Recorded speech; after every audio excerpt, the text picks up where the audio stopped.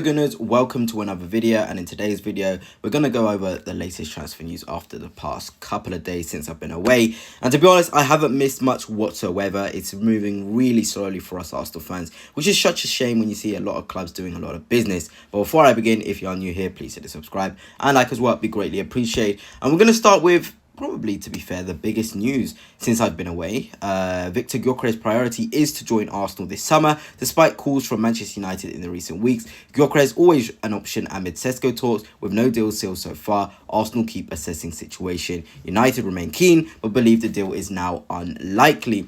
So, Viktor Gyokeres, he wants to come to Arsenal. It makes sense for him. A team that's challenging for titles, a team that needs a centre-forward. Well, if you're centre-forward, one of the most informed ones in the world, you can't discount that. You want to go to Arsenal. You really, really do. Whether that is reciprocated is the biggest if. I doubt it. I do still believe that Benjamin Sesko is the first option. We obviously had news of that bid. Some reports are confirming that bid did go in. Other reports are sort of saying that the bid didn't go in. There's been all this hooba-jabba, blah, blah, blah. But the biggest news from Fabrizio Romano, a proper source, is his priority is to come to Arsenal. No reports on a bid from him or Ornstein. So, of course, a lot of you Arsenal fans want Viktor Gyokeres and you'll be delighted with this news. But it doesn't really surprise me that much. And I've always maintained, if you follow me on Twitter, TM Talks Ball, you'll know how much I prefer Benjamin Sesko over Viktor Gyokeres. And that's not me saying Viktor Gyokeres is a bad centre-forward, because he's good. He's got his traits. He's got things that he's good at. But in the grand scheme of things, with the way Arsenal are going to play, with how good Sesko is now, and how good he is going to be, you have to go and get him. You have to. But no disrespect to Viktor Gyokeres. If he does come, I've said it many, many times, I'll support him. I'll back him. I'll sort of treat him any other way any Arsenal player I've sort of supported in the past. And I hope he scores the goals that leads us to the Premier League title. But the other news, we know about Lille. We've signed Gabriel there from there before. And defender Alessandro at Lille is in the sights of Arsenal and Napoli. Credit to Hanno Özil, who has always been a really good source for us this summer, so there's probably some credibility about it. But it's quite funny because when we were going to get Gabriel, the other team in that race was, of course, Chelsea. Not Chelsea, sorry. See, I've got Chelsea on my mind because they're always going for every single player. But it was Napoli. They were the other team that were always in the race for Gabriel with us. We obviously won the race. Everton were also in the race as well. And Alessandro seems to be an interesting profile. He's actually left-footed, but he can play right centre-half. He can play left centre-half as well. Really big, strong. He reminds me of Gabriel, actually, quite weirdly.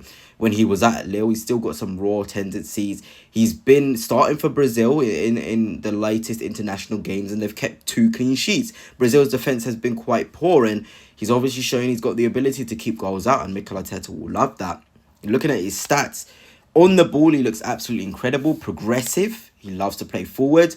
In terms of tackles and interceptions, he hasn't done as well as other centre-halves. Aerial duels, of course, he's very, very tall, so it's quite good. He's a goal threat as well from corners, balls into the box. He likes to be on the end of them like Gabriel. I feel as though we do miss in that defensive back line a player who can play back up to Saliba. And I feel like Alessandro, with his 2-footed ability, can be that sort of backup to William Saliba. Then you've got Kivior, Gabriel, Alexandro and Saliba, Ben White, Timber, Luis Skelly, Calafiori. There's really, really good numbers in there and depth and quality, which means Saliba can be sort of rotated in certain games. Or if he's not playing well, Alexandro can play. Gabriel, same with him. Alexandro can play left centre-half. Kivior can play left centre-half. We're just missing that one centre-back to come in there. There's been talk of Gehi, the more expensive option to be that sort of backup to Saliba. But it's good to see we're looking in that direction, because we definitely need to sort of add more numbers with Tomiyasu's injury and other sort of things to consider. And you're also looking at the games he's played. We don't want another injury-prone player, but he's played 40 games in 2 consecutive seasons now for Lille.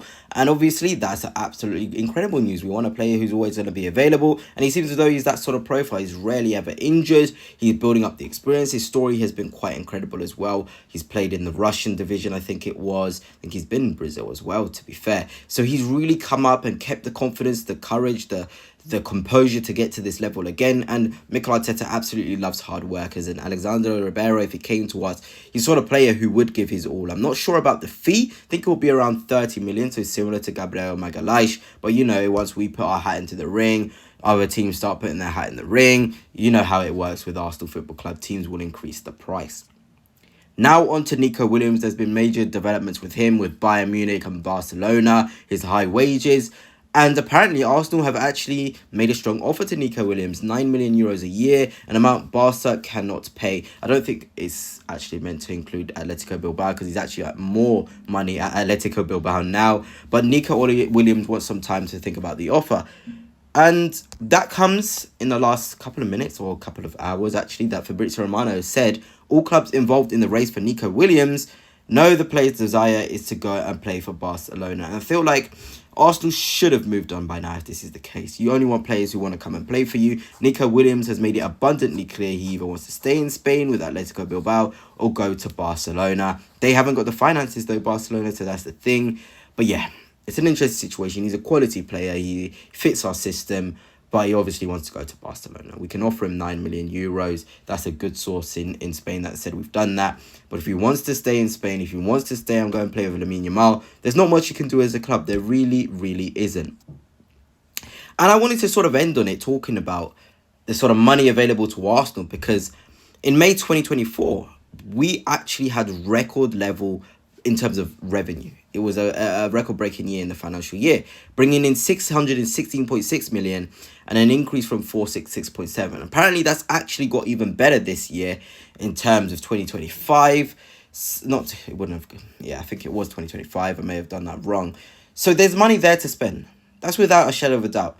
And it's about spending it in the right way, but spending it in a way where we don't want to be waiting about now. It's got to that point now where we're entering July, the new financial year.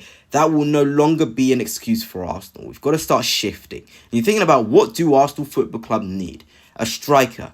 Sesko for me has to be number one. But if it's Gyokeres, okay, we'll work with it. He can come in and be the sort of centre forward. We need a left winger. Whether it's Gittins, whether it's Nico Williams, whether it's Leao, whether it's Bradley Barcola. A left winger needs to come in through the door. And you're thinking, okay, Zubimendi's going to happen. Partey may or may not renew. Then go and get someone like Buadi. Go and get someone like Agume. There's those sort of young profiles who can play DM to a very, very high level who are available. You've also then got to think, Saka. We were in for Sane for a lower amount of money. We were in for Mbuemo for a lower sort of amount of money. What other left-footed right wingers are there out there? There's Paik Zhao. I think he plays for Feyenoord. There's options out there. There's Bakayoko, who's apparently only 17 million as well at the minute. There was a report, I should have put it in this video, but Arsenal are monitoring that situation. He has 1 year left. Then also got to think about centre-half, right centre-half. Who do Arsenal bring in? Backup goalkeeper. It seems like Kepa is the one. We haven't heard much of an update since then, but it seems as though he's going to come in and be the backup goalkeeper. But that's the situation that Arsenal find themselves in. Then you're thinking, okay, if the left winger is Rodrigo, we need also a left back who's more attacking. So many things for food for thought for Kroenke, and hopefully they get it right, because we need to push on and win some titles.